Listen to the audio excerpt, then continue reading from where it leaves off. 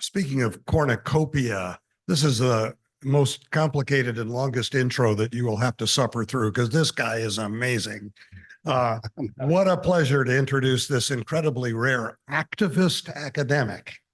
So important in our times, the director of the Samuel Proctor Oral History Program, UF Professor of History, recent National Archives Distinguished Fellow in Latinx History, the 2023-24 Robert Hess Scholar in Residence at Brooklyn College, and the 2023 through 26 University of Florida Research Foundation Professor, Dr. Paul Ortiz.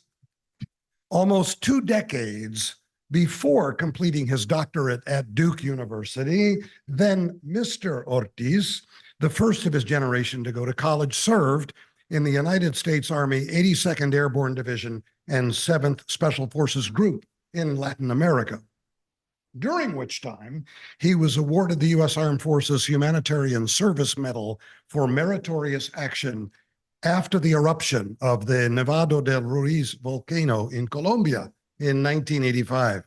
Returning to the United States, Mr. Ortiz worked as a labor organizer with the United Farm Workers of Washington State toward achieving a union contract for vineyard workers. During his graduate assistant research days at Duke from 93 to 2000, he worked on the National Endowment for the Humanities sponsored oral history project entitled Behind the Veil, documenting African-American life in the Jim Crow South, and co-edited the book Remembering Jim Crow, African Americans Tell About Life in the Segregated South. But somehow he also found time to volunteer with a farm labor organizing committee, which went on to cement a union contract for farm workers in North Carolina. In 2000, now Dr. Ortiz began his academic career as assistant professor of history and documentary studies at Duke for 1 year, followed by an appointment at the University of California, Santa Cruz for the next 7 years, and then was fortuitously captured by UF in 2008. His academic output has been prolific. It's just way too much to summarize, but highlights include the 2018 Josephine Miles Literary Award given by an international literary and human rights organization for the book An African American and Latinx History of the United States, which was cited by Fortune magazine as one of the 10 books on American history that actually reflects the United States. The Henry T. and Harriet V. Moore Book Prize winning Emancipation Betrayed: The Hidden History of Black Organizing and White Violence in Florida from Reconstruction to the Bloody Election of 1920, often cited in academic and popular literature, and his work as consultant and narrator for Henry Louis Gates Jr.'s The Black Church, This Is Our Story, This Is Our Song, which premiered on PBS and WUFT in 2021. His activism has continued in Gainesville, supporting the Alachua County Labor Coalition, the NAACP, the Gainesville Veterans for Peace, and during the past 3 years, president of the United Faculty of Florida, FEA, NEA, AFL-CIO. Ladies and gentlemen, please welcome a veteran of Army, academic, and social justice crusades, Dr. Paul Ortiz. Thank you. Thank you so much. That's so kind of you. Thank you, Rick, for that very kind and humbling introduction. It's interesting to think about how far we've come, and together as a community, most of what Rick talked about are things that I don't really see as individual accomplishments, but really were accomplished thanks to the work of a lot of people. Many of you know my wife, Sheila Payne, and none of the things that Rick kindly reminded me of would have been possible without Sheila. And those of you who know her know that she herself is just a phenomenon of nature. I had to kind of smile when Barbara was talking about her role as, especially, can I actually do this? I love that. I was telling her in the Oral History Association, I was president in 2014, and the tradition in the Oral History Association is the presidents pass the gavel down from time immemorial. And so the incoming president gets the gavel from the outgoing president. But our gavel, in contrast to this, has actually a big, thick piece of velvet in the end. And so when you hit it, you hit it, it's like, where's the noise? And I think there's a lesson in there for us. But I had to smile, Barbara, because when you're talking about dues, I was thinking back to my time as faculty union president here and reminding people, pay dues, keep your membership up. It is so important now to be a member of this organization. It's so important. And those of you who, and all of you are connected to active faculty, remind them to join our union because it's more important than ever to join the United Faculty of Florida. And again, a lot of things that Rick mentioned and Barbara mentioned in terms of being able to defend things like the gender studies department, women's studies, if you like that, if you like Black studies, if you like students to have the ability or the right to even have the option of studying things like critical race theory, women's history, labor history, things like that. This is why the faculty union here is so critical, because we've been able to use our collective bargaining contract, our grievance procedures to defend faculty who are teaching and learning in those fields, which for some reason the state of Florida is uncomfortable with. Now let's think for a minute about why the state of Florida would be uncomfortable with a 18-year-old undergraduate studying gender studies. Why the governor of one of the largest states of the union would go out of his way to ban the advanced placement curriculum in African American studies. Let's think about that for a moment. I'm not going to give you the answer because this is kind of like a quiz. No, I'm just kidding. It's not really a quiz, but it really fits into a lot of the research that I've been doing. Rick mentioned the African American and Latinx history of the United States, and that was based in part on my experiences in being in Central America, in the US military, and learning about US history from the outside. And what I mean by that is that I really didn't know the history of my own country until I was in Central America in the mid-'80s, hearing people tell me about the history of my own country. And that's the first time in my entire life, and maybe the only time I got anything near an objective picture of what the US was. Right. And so one of the ironies was in Special Forces, we were told, we were going to Central America to help bring democracy to the region. I hadn't even voted in a school board election. What did I know about democracy? My gosh. And so that was really a big wake-up call.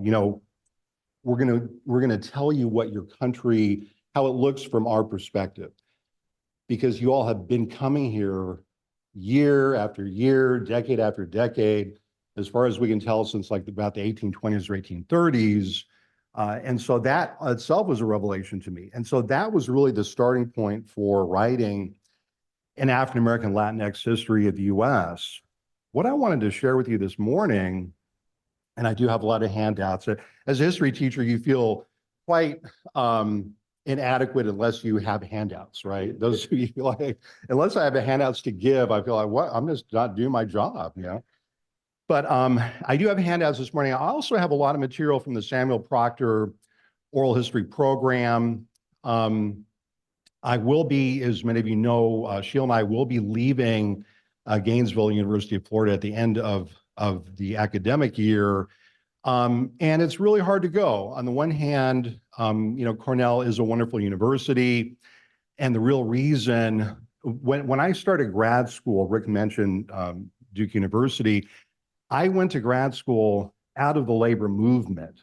I had come up through the ranks. I had been a picket captain in the 1990 Greyhound bus strike in the Olympia, Washington terminal. And any of you who remember the Greyhound bus strike know what a catastrophe it was like start to finish. It was clear we're going to lose that strike. You know, there were snipers, there was a lot of violence.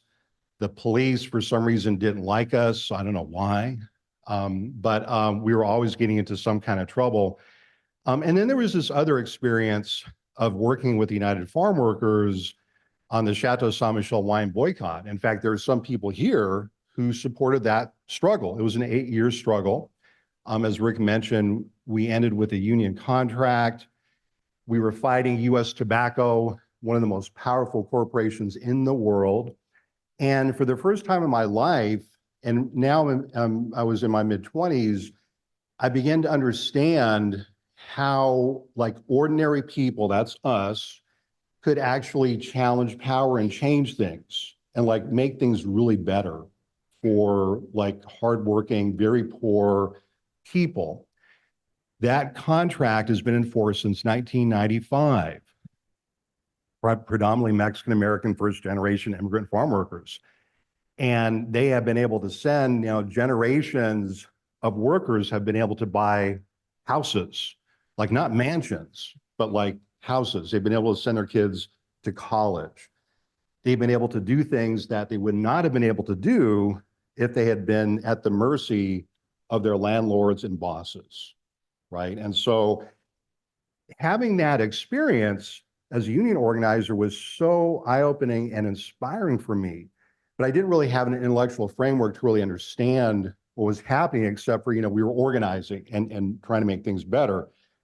Fast forward to graduate school.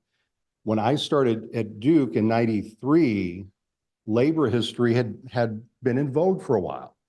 And, you know, Yale had a program, Harvard had I think Harvard already had the trade union educational program. Some of the University of California campuses had programs. Bob Ziegler, the great labor historian, came to the University of Florida a bit later that decade. But then everything just kind of collapsed. And like the second year I was in grad school, I was told in the middle of a labor history grad seminar by my professor, Alex Kesar, well, labor history is dead. I was like, oh no, I got to grad school too late, you know? And everyone was saying, you know, labor history is dead. The working class is finished. You know, now's the time of Bill Gates. You know, now's the time of the billionaires. And so when I actually got my first job or jobs, I still incorporated aspects of labor history into my work. But the idea that you had this school at Cornell, not only do you have the Industrial Labor Relations School, which was founded the year after World War II, in part by Robert Wagner, who is the author of the Wagner Labor Collective Bargaining Act. But now all over the country, you know, Wayne State University has restarted its labor history program. University of Maine is starting labor history centers, labor studies centers. University of California will now have labor studies centers on every UC campus by the end of this academic year. So all over the country, labor studies is exploding. And the reason is it's really younger folks. We hear a little bit about, you know, the Starbucks campaigns, Chipotle, Amazon, but the students who take my labor history classes at the University of Florida are very blunt with me when we talk about work. You know, I talk about labor history, but we also, every class, we try to talk about what's happening now, not just about what happened in, you know, the colonial period or the mid-19th century, but like the stuff that's happening now, like what is it like to be a barista if you work at a Starbucks in downtown Gainesville, or if you work in an Amazon warehouse in Jacksonville? You're like, what's work like now? And my students are very kind with me as they indoctrinate me, right? That's the funny thing about this whole indoctrination thing. It's really, anyone knows that it's the students that indoctrinate us, right? Not the other way around. But they're very kind in a sort of really nice way. They'll say, well, you know, Professor Ortiz, with all due respect,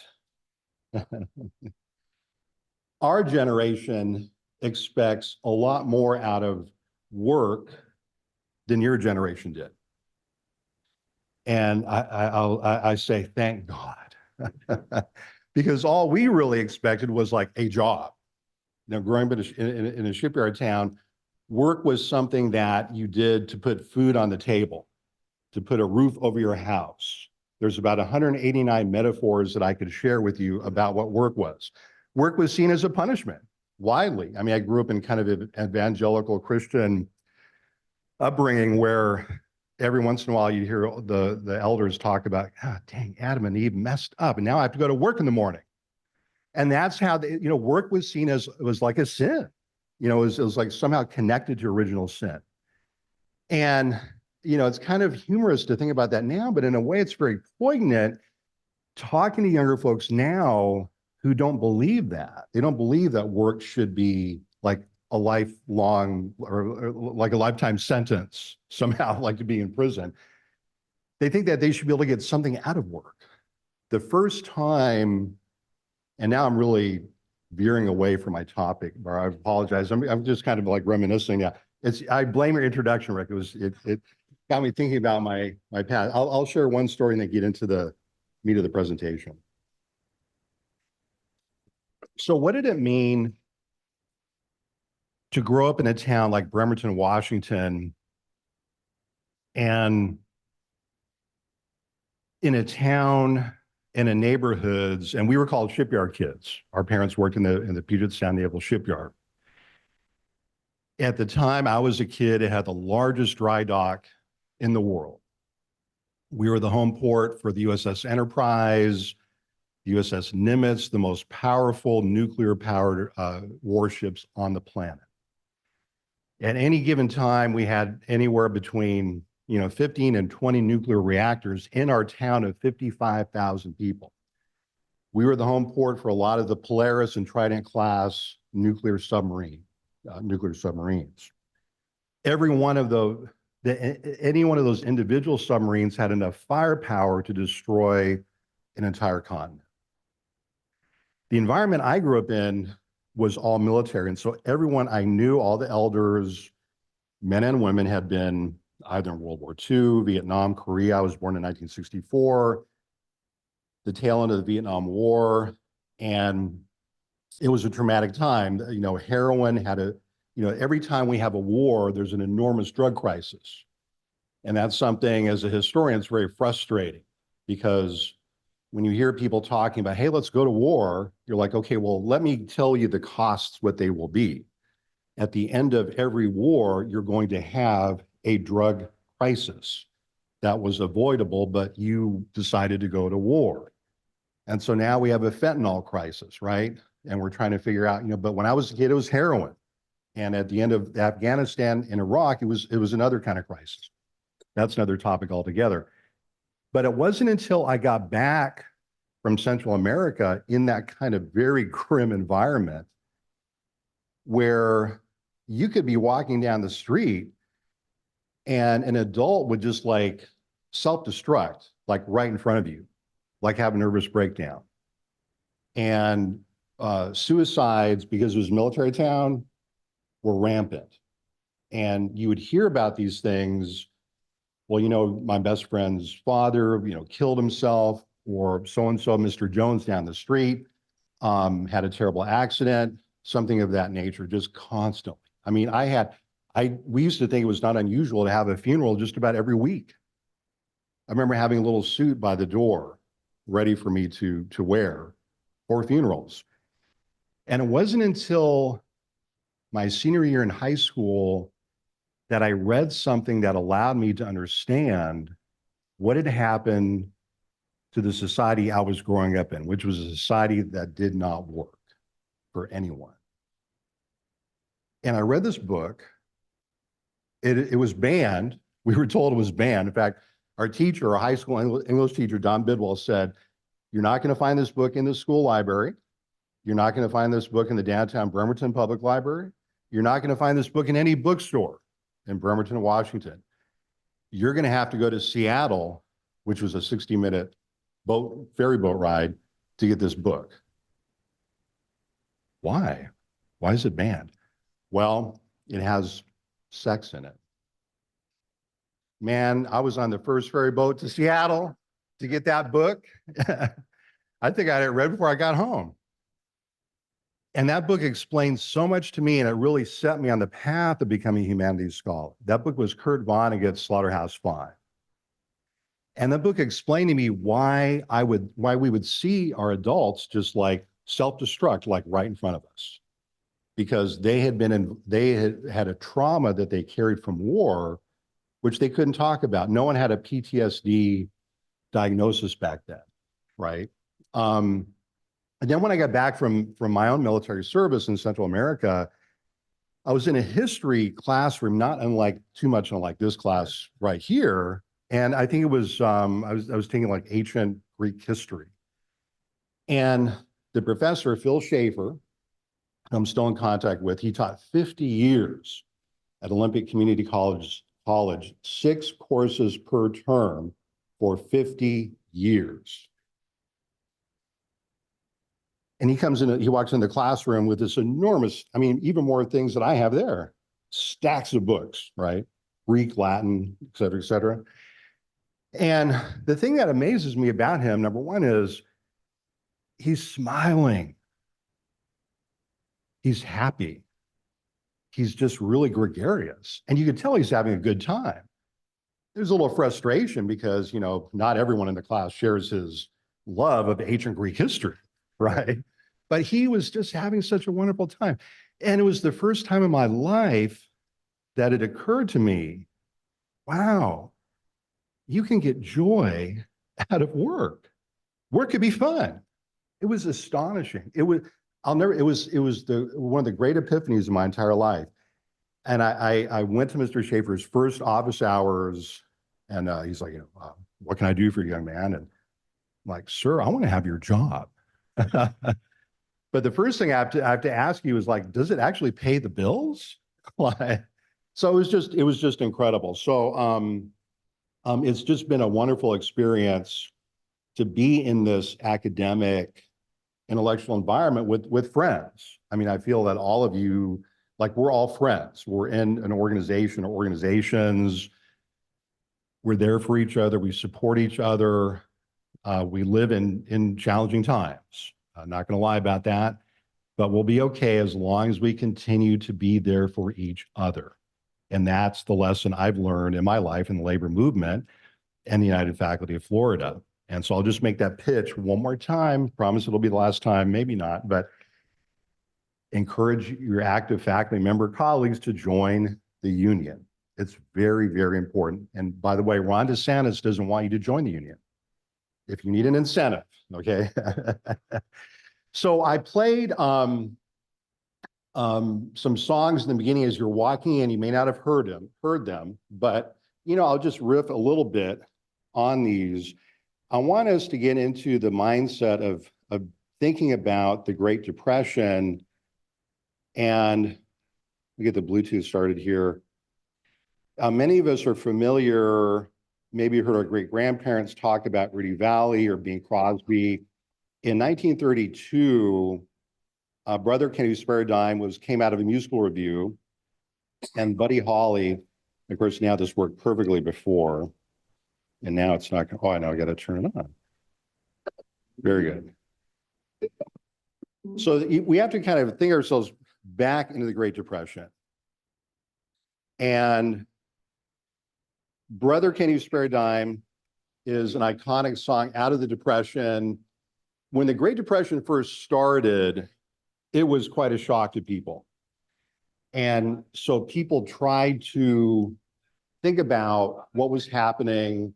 What does it mean to have 25% unemployment in a culture? How many of you have seen that movie, Boys in the Boat, just came out? So yeah, I really like that. Sheila and I just saw that last night, and I'm not a historian of rowing, but I think it was a pretty good movie. And what it did was it evoked those early years of the Great Depression, the young man who's living in a Hooverville, what working people called Hoovervilles back in the day outside of Seattle, Washington. Seattle was very hard hit by the Great Depression. And so you had music, people were trying to figure out what's going on in society. And so music was a really important part of that. And so Rudy Valley and Bing Crosby, by the way, around the same time, did this song, Brother Can You Spare a Dime? And I was talking to Barbara that, you didn't just listen to this song in the radio or the songs like this, you got sheet music. And you oftentimes, your family learned how to perform this song and you would sing this song together. Brother, Can You Spare a Dime? And the lyric here is about a man who was a World War I veteran, who helped build a railroad, who did all this work. And when he was doing all these things, people were patting him on the back and calling him Al and good job, Al. But when the Depression started, they just put him in a line and told him to, bake for soup, Yes. Oh, sorry about that. So what I'm going to do is I'm actually going to skip ahead to the next song. Too loud. Okay. I'm just going to play a little more. So let me explain this next song. I'll play just a little more of it. I'll stop talking for a sec. So the next song is Skip James. This song came out a year before the Rudy Valley, Bing Crosby, Brother, Can You Spare a Dime? And Hard Time Killing Floor. So Killing Floor is referring to packing house, people working in packing houses. And a lot of these songs in the Great Depression are connected to workplaces of one kind or the other, usually really rough workplaces. So Skip James is the composer of this song. And then those of you who saw Oh Brother, Where Art Thou, that came out about 10 or 15 years ago, remember that there was kind of a rendition of this song. And I'll just play the opening of it and you can kind of get a.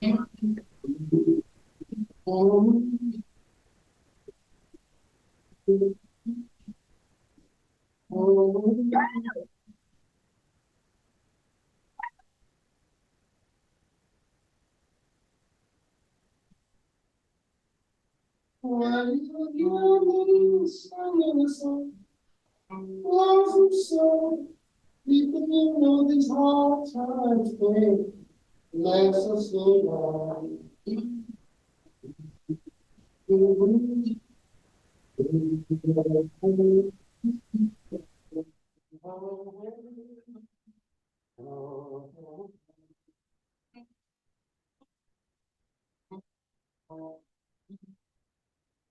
When I started doing oral history work as a grad student at Duke University, and I would interview African-American elders who came of age in the 1920s or 1930s, and I would ask them about the Great Depression, and sometimes they would kind of pause and look at me and smile and say, well, it was always the Depression for us.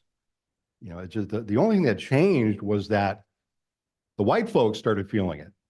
That's really the only thing that changed for us. And so Skip James is trying to talk about this impact, having to travel, look for work, being impoverished.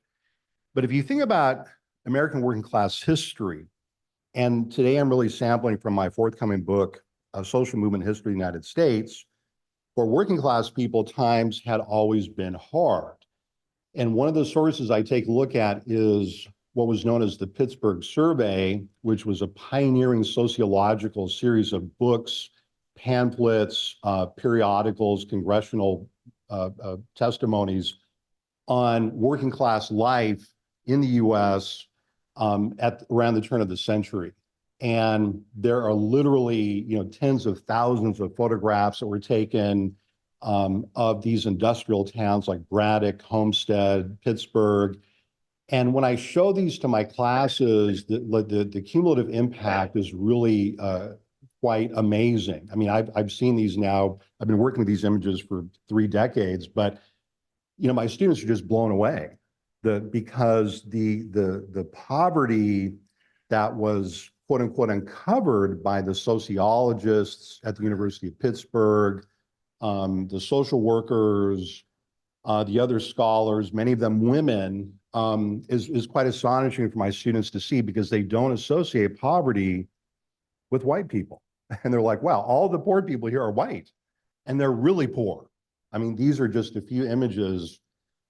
And I think that one of my sources for this book is social movement history, also is novels, kind of working class novels that were written around the time of the Depression or shortly after.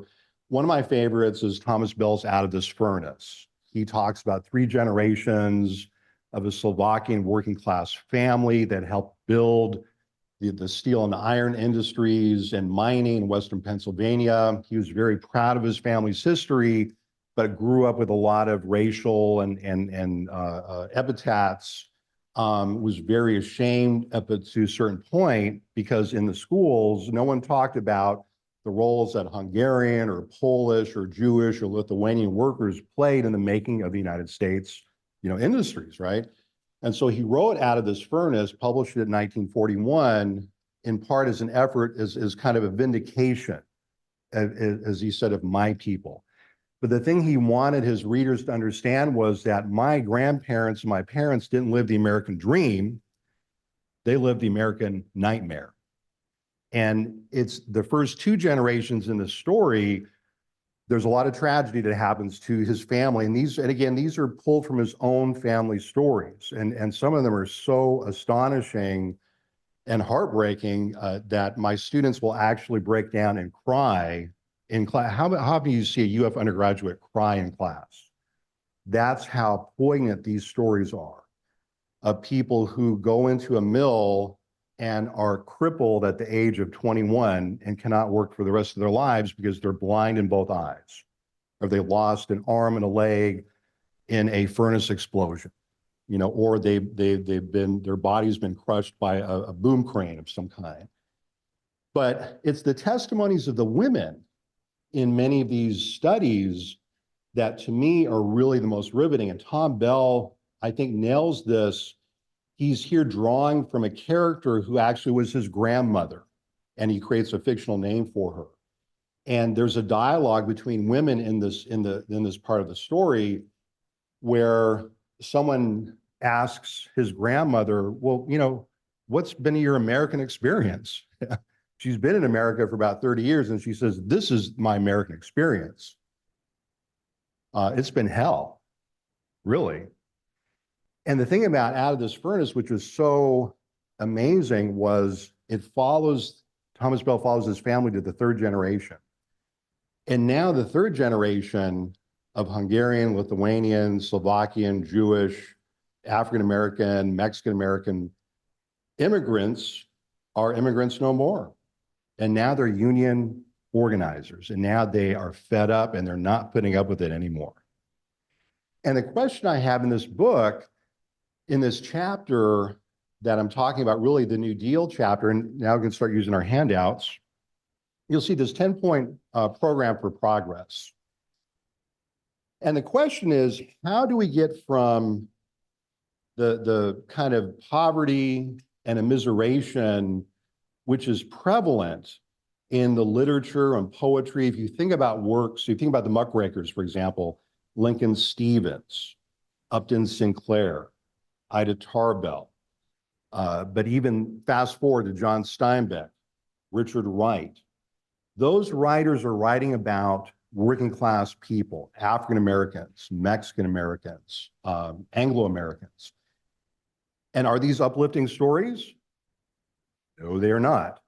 And so how do you go from these really tough, disastrous kinds of experiences to this 10-point program for progress? I'm not going to read the entire thing, but I want to flip back here for a minute to this initial response of the nation to the Great Depression, which was to not deal with it, and which was to scapegoat, and which was saying that, well, if we have 25% unemployment, the government can't really do anything about it, but we can deport Mexicans, because that's kind of what we do.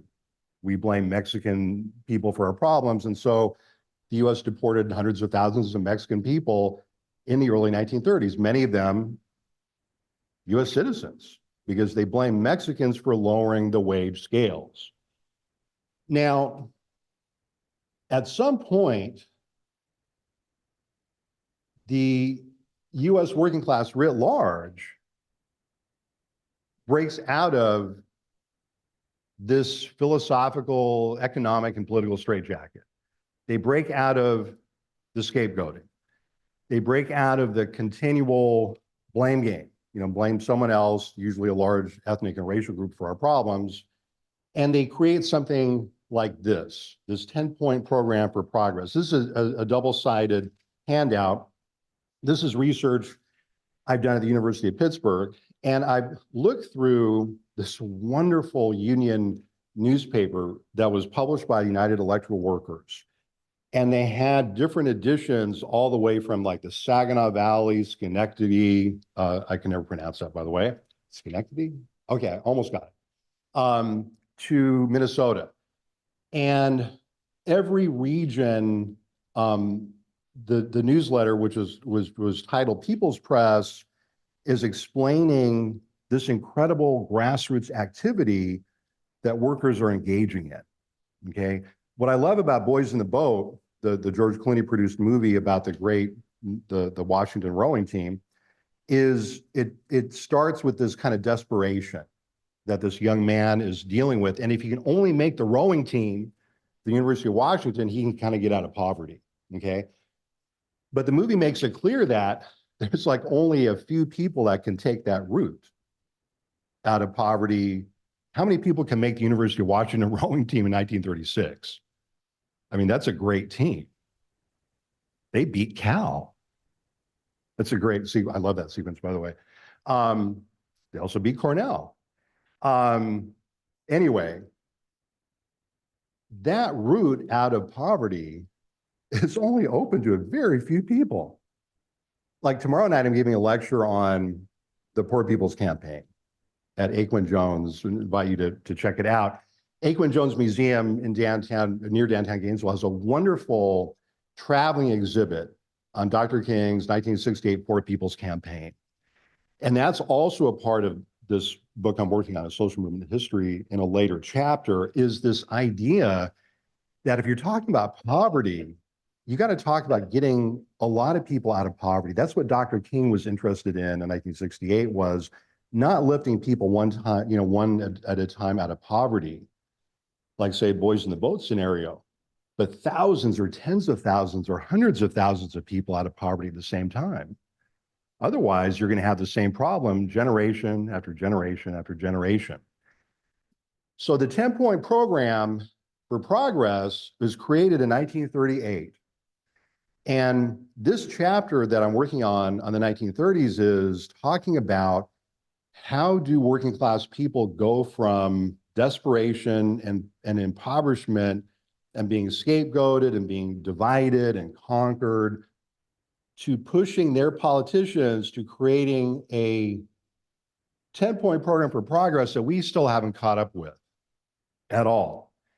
And what they're asking for here is that all workers be covered by collective bargaining and basic social insurance. We don't have that in the United States. The federal government excluded agricultural workers. It actually originally excluded teachers and federal workers. The 10-point program for progress says banks created the Great Depression. Get them out of politics, okay? We still haven't been able to do that, okay? The 10-point program for progress says that there's land, there's millions of people that are just wandering the land, like Skip James was saying, but there's plenty of land. Why can't you put people on that land, doing something? There's a lot of things here.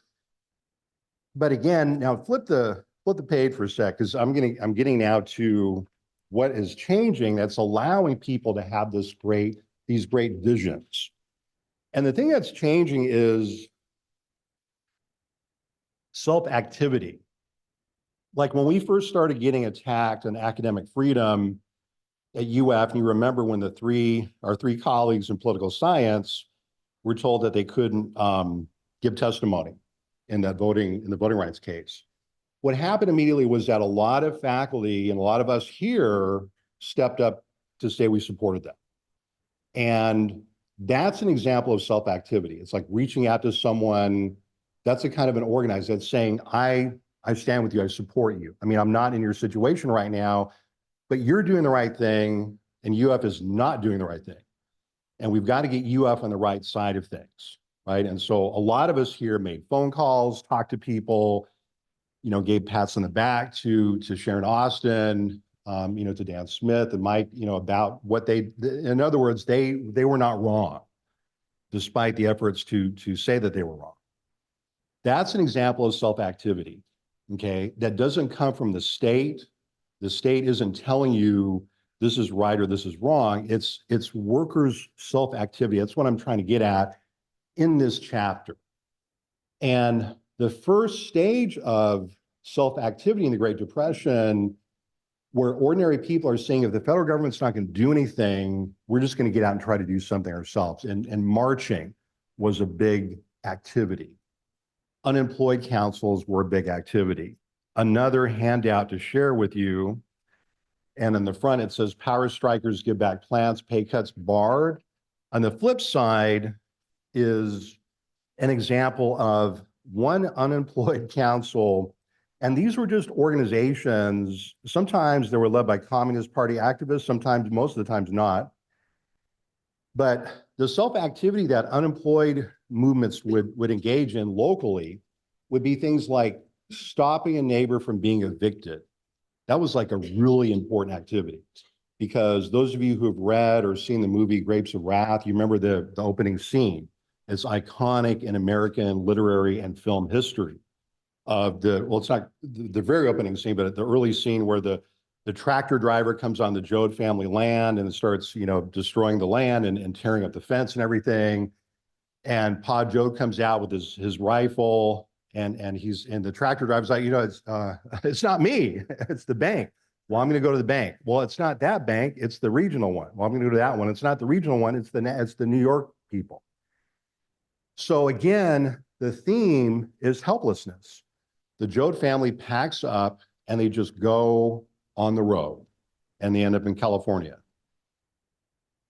But this is very different, because what hundreds of thousands of Americans did, instead of packing up and just going the road, was they organized and they stopped their neighbors from being evicted. And so this handout, or the handout on the unemployed councils, talks about those types of activities.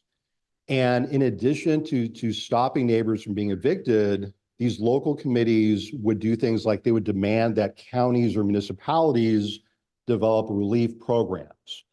They would demand a minimum wage for all common labor. That meant everyone's, every kind of job you can think of.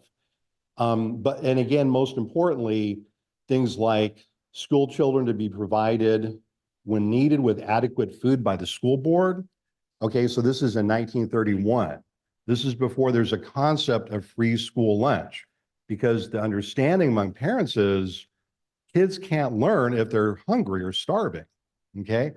So what we're seeing here is the beginnings of a modern idea, a new kind of citizenship and rights and responsibilities that doesn't really necessarily rely on citizenship, by the way.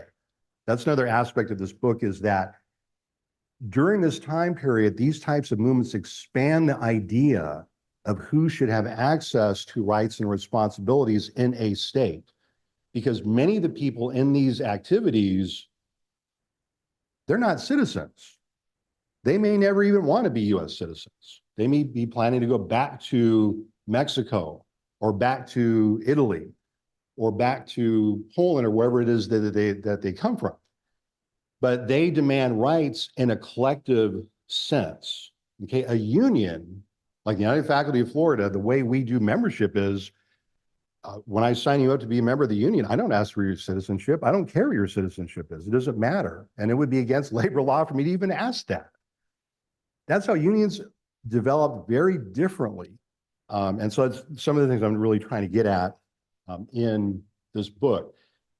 One of the first critical things that happens, and a big theme of this book is, I think I better wrap it up pretty soon. Right, Barbara's up. I'm going to come in. I want to leave time for question and answer. One of the critical things, one of the critical themes, in addition to kind of working class self-activity, is intergenerational movement building. And so one of the first great labor union breakthroughs in the 1930s is the African-American Brotherhood of Sleeping Car Porters Union, which is never a large union.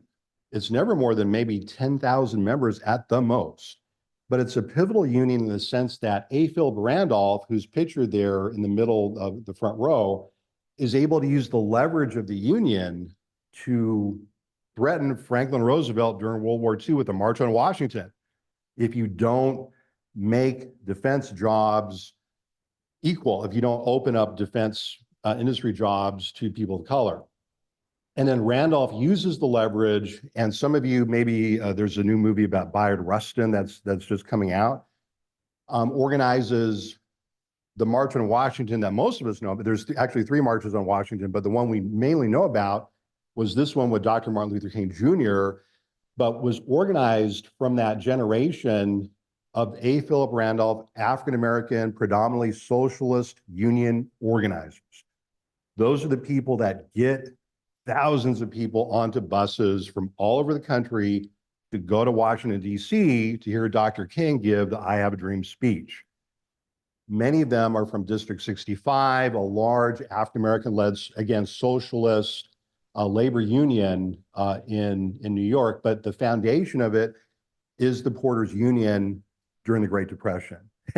And the symbolic importance of organizing against the Pullman Company is so huge.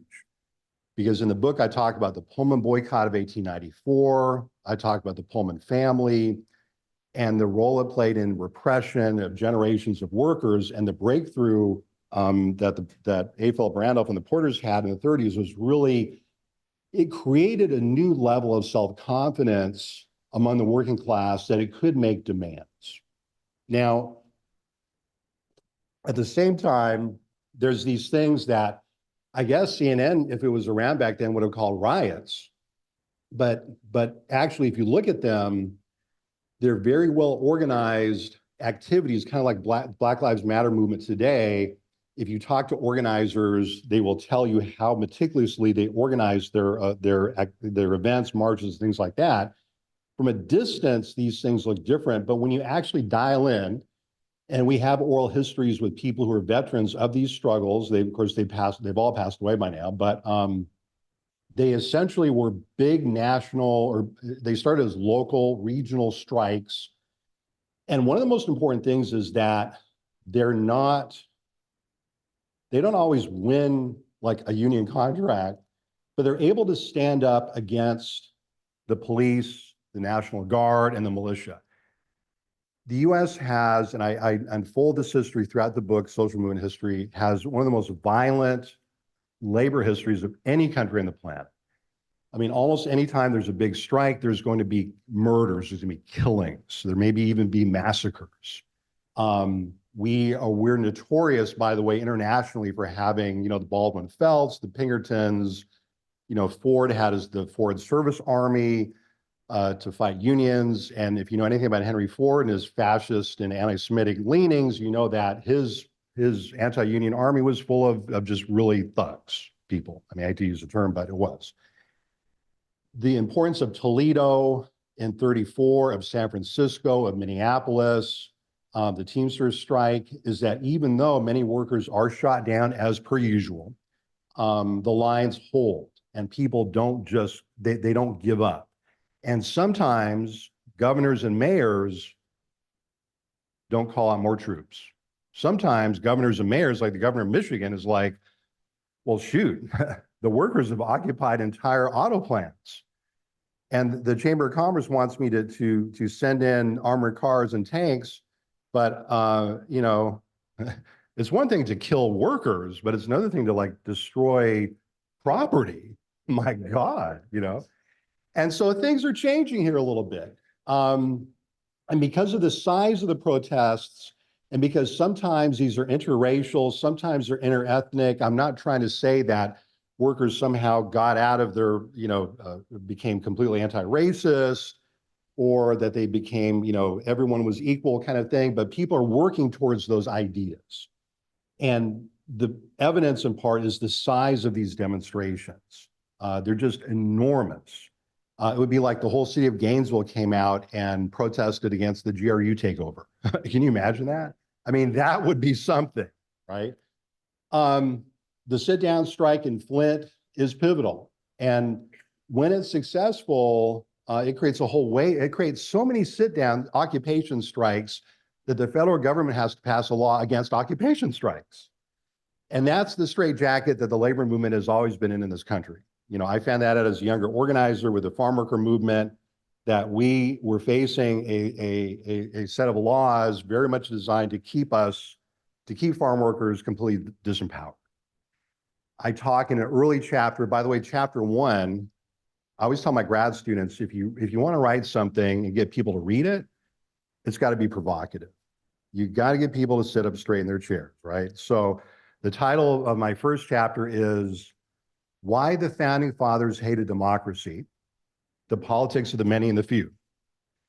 And I take you through how in the early decades of the Republic, but even earlier than that, laws were created to keep ordinary people powerless and to keep 3 out of the 4 major branches of the government, the presidency, the Senate, and the Supreme Court, out of your hands, out of our hands completely, because we don't trust people like us, right? We stand up for academic freedom. That's troublesome. That's nettlesome. You didn't do what the state told you to do. You insisted on giving that testimony. But that first chapter is kind of sets the groundwork for why the U.S. has such a violent labor history.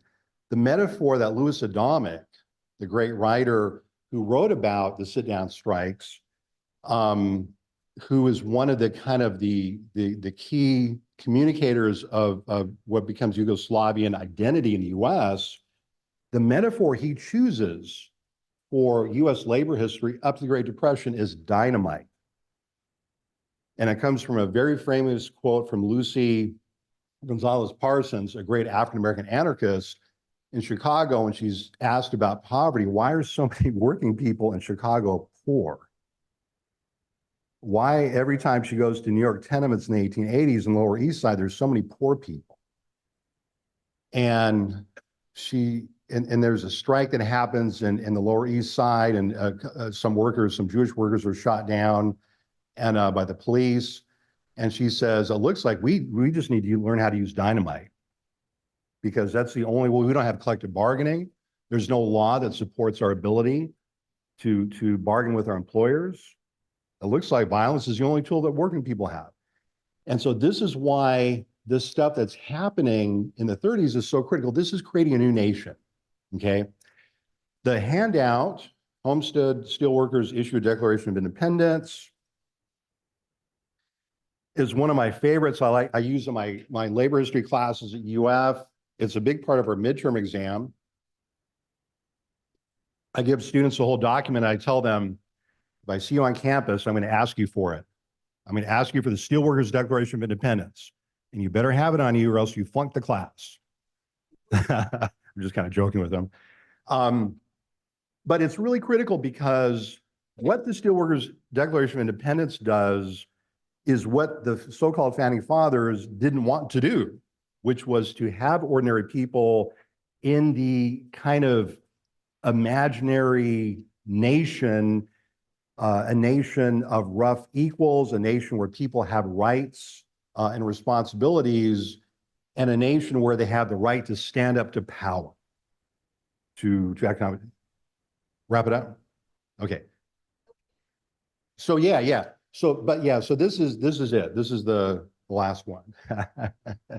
So the in many ways that Declaration of Independence, and again, think about the faces, the pictures of the workers earlier in Homestead in Pittsburgh, but they create this in 1936, but they only can create things like this through self-activity. It's the competence that they gain through collective organizing that allows them to dream big, to literally dream themselves into a republic, which really had excluded them up to that point.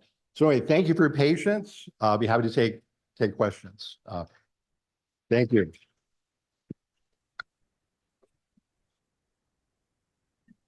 Yes.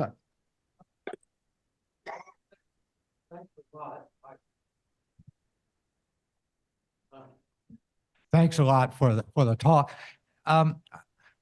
Question, I spent my boyhood in Iowa and learned about something. It's not just working class farm workers and stuff, but the farm holiday movement. Yeah. Where people who were being kicked off. But the interesting thing, the person who told me most about it had then, grew up there, but in the 50s was the manager of the Woolworth store, so a middle class, but he came out of that farm background, and there was a lot of violence, and they're trying to keep the farms from being foreclosed and bidding $1 for a piece of machinery and then standing around with guns and so on. So have you dealt with that type of 1930s protest in rural America as opposed to urban America, as opposed to something like the farm workers? Yeah. So I'm glad you asked that. So one of the scenarios I talk about in my labor history class is, again, getting back to Steinbeck's Grapes of Wrath, where we have a sequence of newspaper articles from local newspapers in kind of the upper Midwest, where in 1929, there'll be a series of articles about foreclosures and evictions. And the story will be something like, Sheriff Tom Jones went out to serve eviction notice on 2 or 3 farmers. They're poignant stories because they knew each other. The sheriff knew the farmers that he was evicting. And he's very regretful about but it's his job, he has to do it. And Farmer Jones says he understands that the whole nation is going under difficult times.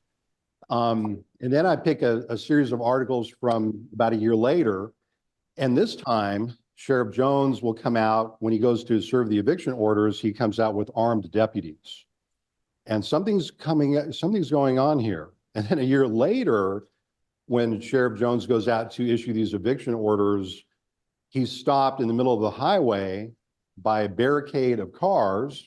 And this is in rural Kansas. And the farmers tell him, no, Sheriff Jones, you take a day off today. Go back to your office because you're not evicting anyone. And this is happening in rural America. So, and that is just as important, I think, as what's happening, in cities. Yeah. But the farm holiday movement and the echoes of that, you still have a farmer labor party in the upper Midwest. You still have echoes of the Southern Tenant Farmers Union in the Arkansas Delta. And those groups continued to be active in the 50s, 60s, and 70s, even further. Yeah. Thank you, Paul. Thank you, Paul. Ask a question that isn't academic, but actually experiential or whatever. And that is, it seems to me that immigrants, and maybe not African Americans, but immigrants, when they come, the opportunity that they have is to do things on their own rather than be part of a factory. So when you do your research, it seems like it's more factory-based or institutional-based. There's only one place that I've lived, and that was Connecticut, where the French-Canadian handymen were organized. Otherwise, people who have skills and just do things, sewing, my father was a shoemaker, my mother did sewing, those kinds of things are not organized. And yet that's the way people break out of this desperate poverty that you are showing. In, in Thomas Bell's works and Louis Adamic's works, they talk about that, and that's very true. One of the interesting things is their relationship to these larger movements, and the oral history is done with people that organized and say created the Steelworkers Declaration of Independence. Is that, and this kind of gets back to your question too, that these workers' movements do rely to a certain extent on kind of middle class fellow country people that are supportive of what's happening, like on the picket line, and who do things like provide credit for people like on strike. I mean, that's something I found. The scope and scale of these strikes in the 30s is quite astonishing. Some of these factories that go out, employ 50, 80, 100,000 people. There'll be like a complex. But to keep that activity going, sometimes you have to go to a grocer and ask them to stand you for credit because you don't have any money. So those people are often very important in these larger struggles, certainly. Now, Thomas Bell, though, has an interesting way of dealing with this. So in his family, the first two generations, he talks about one or two of his family members who became shopkeepers, but eventually one became a butcher in 1890s in Homestead and just failed miserably. And so there was possibility of success, but also possibility of failure. But yeah, those are very important characters. Paul, we have another one. We have our third one from All right. the live audience. And then we've got 3 from the Zoom audience, Shirley, Paul, and Anita. We'll get to them next. My parents were married in October 1932. Mother was a registered nurse at Lutheran Hospital in St. Louis, and she lived in the nurses' dorm. Daddy was in medical supply sales for a small family business. They went to Southwest Missouri to my grandparents' home and were married. They went back to St. Louis. Mother went back to the nurses' dorm. Daddy went back to his boarding house, and their marriage was secret for over a year. And what she told me was that if they had made this public, one of them would have had to give up their jobs. So about a year later, a year and a half later, they moved to Southwest Missouri, and Daddy opened that territory for that small family business. Was that unique? Was that common?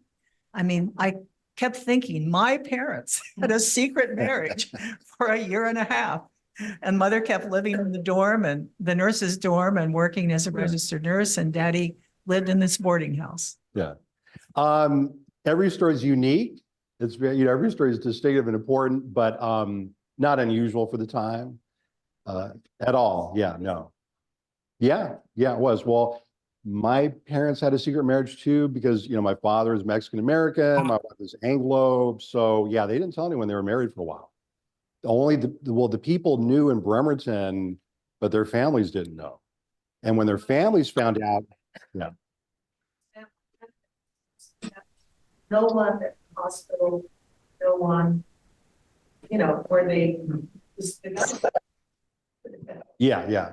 There's a whole interior life that people have in this, or lives that people have in this country that aren't necessarily captured in textbook, right?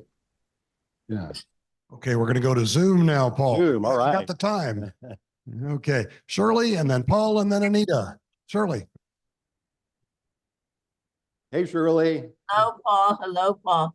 I just wanted to say your stories really help remove the blinders of the stories we are taught and we continue to believe about democracy, about everybody's fair. Your stories really help to remove the blinders, and I thank you so much. Thank you, Shirley. Well, one of the things I'll say, again, in that first chapter about the founding fathers, it's not like I'm trying to make them out to be villains. What I'm trying to get people to understand, that I've come to an understanding, is that they had a lot of arguments with each other, about how far this whole democracy thing should go. And there's a scholarship now which is essentially telling us, you have an American Revolution, but the Constitution is really the counter-revolution. And that's the language that people who framed the Constitution, who did it in secret, by the way, That's the language they used. And again, that's not saying that they were villains. It's saying they were trying to protect their interests and trying to protect an idea of a republic, which they felt could not be entrusted to us. Okay. But we found a way over time to kind of make things work. So yeah, the democracy thing is pretty big, but it wasn't, I guess that one of the takeaways surely of the book is that democracy isn't something that was given to us. And that's what I learned as a movement organizer. If you have it, then you earned it, kind of thing. Right, we're still fighting for it. The money crowd really tries to snow us all the time. Yeah. Okay, Paul Parker, next. Hey, Paul, how are you? Good. I suspect this next book is going to have the same kind of reviews in terms of it giving another view of American history that we've never really wanted to examine very carefully. My feeling was that today was very illuminating of certainly on an individual and personal level how people were affected by the labor of managed labor capital relationship.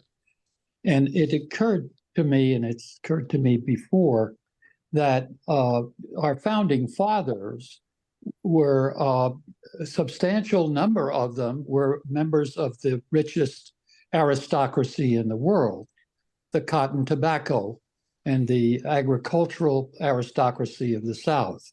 And they certainly were not interested in democracy.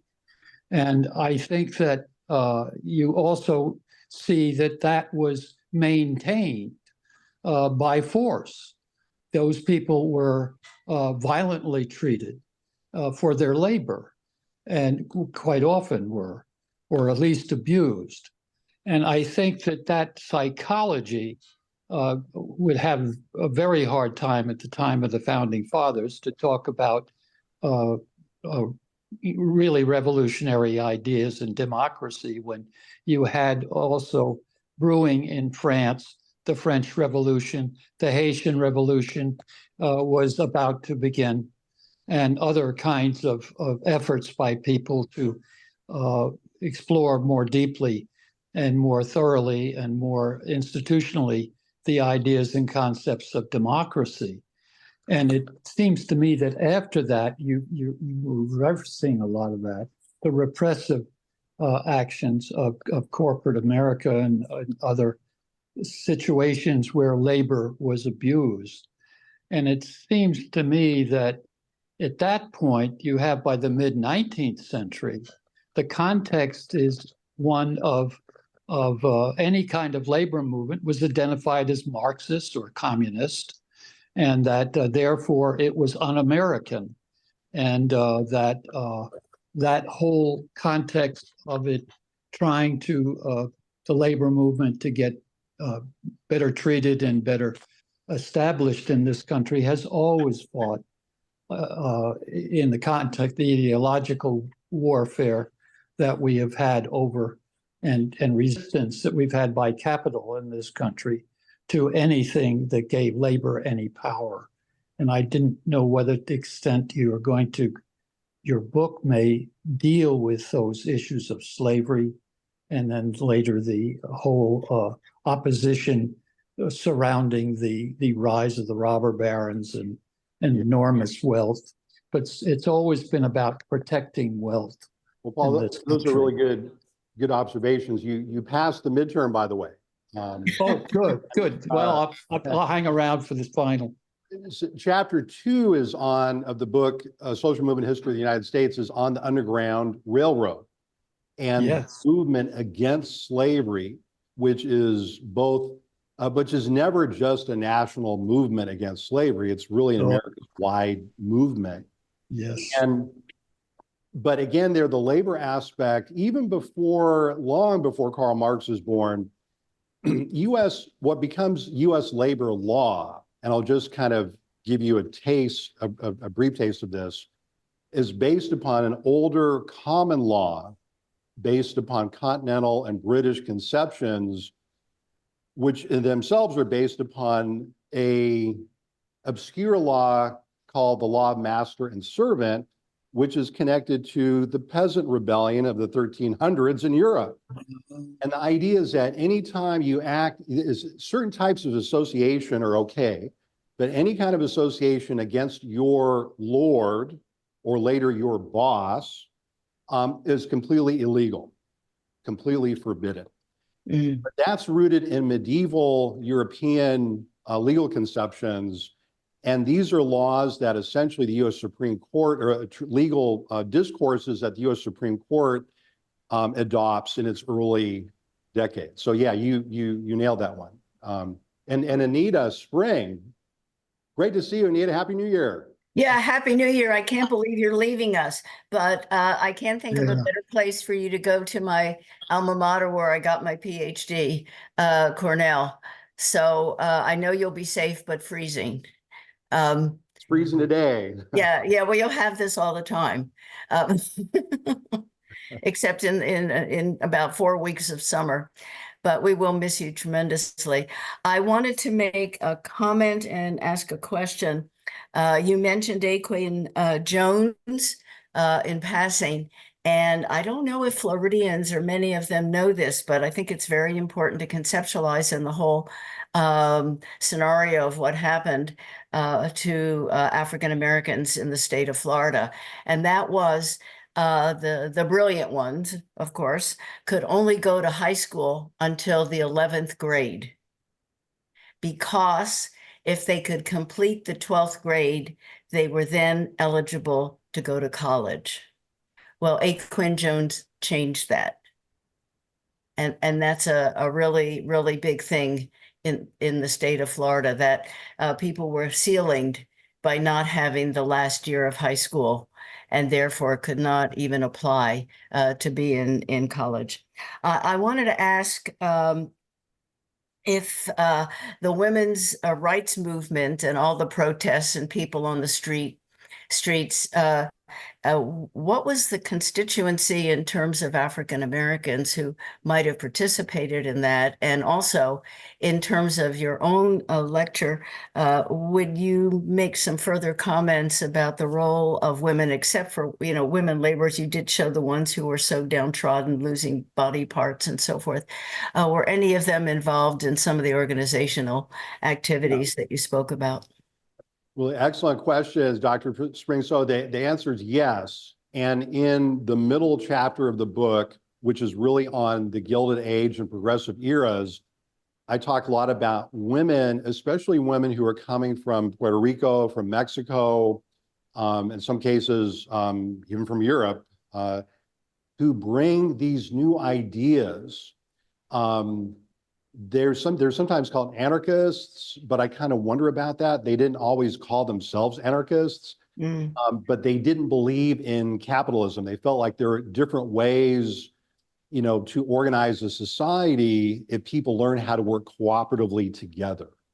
And so people like Luisa Capetillo, I mentioned Lucy Gonzalez Parsons earlier, but a whole generation. And one of the exciting things, one of the advantages that people have in this country in organizing social movements, and Alice, you referred to this earlier, is these waves of people who are not that interested in assimilating from Mexico because they're never planning to stay in the US, but they're bringing ideas. They're bringing new, in some cases, revolutionary ideas.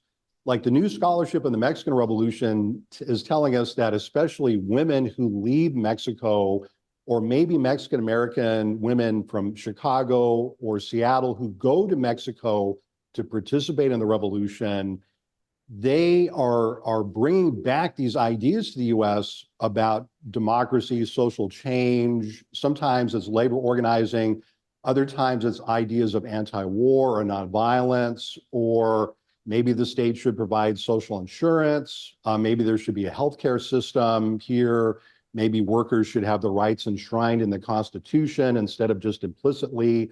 I remember a big wake-up call for me, Anita, was I've been on a few different panels on freedom of speech with my friend from journalism, retired Clay Calvert, a great First Amendment scholar. And one time we were on a panel together and Clay was asked a question, what role does academic freedom have in the US Constitution? He thought back, well, not really much role at all, you know? And so when workers come from Mexico in the wake of the revolution in the 1910s, they bring ideas that, hey, there could be a constitution which has an idea of non-intervention in it, you know? And so anyway, I know I'm rambling, but again, the big thing is that people bring these ideas to the US and really enrich the nation. They're not depending upon existing institutions and existing ideas so much. The role that women play in these social movements in the 30s or in the Underground Railroad is pivotal. Without their work, these movements do not happen. And again, I'm trying to emphasize, you know, I tell the story to my students. A couple of years ago on the anniversary of the 19th Amendment, I was listening to the radio, and I can't remember what station it was, I think it was NPR, said, today's the day that the government granted the right to vote to women. It just drove me nuts. I'm like, the government didn't grant women any right. They fought for it. You know, the examples that I give in the book are women getting tortured, getting beaten by police, getting arrested, even being judged to be insane. Why would a woman in 1905 ask for the right to vote? She must be insane, you know? And so the obstacles that women had and had to overcome is quite epic. Yeah. Well, Paul, unfortunately, we only have the room for another 10 minutes, but let me bring this persistently relevant and incredibly gripping story that you have told to us to an end. And I cannot thank you for the time that you've given us. Thank you. Thank you, everyone. Thank you for patience. All right. And also, as Paul said, tomorrow, perhaps you can get the sequel at Aquin Jones. In what time is it, Paul? Tomorrow?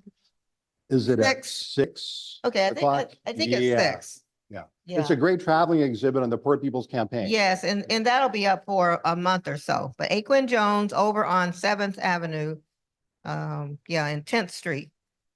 So at any rate, but we still have room for 10 minutes. So if those of you who want to ask questions to Paul, I guess, Paul, you're still here. I'm still here. Okay, then. But you'll have to sort of come up and ask it because we've got. Okay. Oh, yeah. What are you going to teach at Cornell? I will be in the ILR school Ah, okay. teaching history. So yeah, but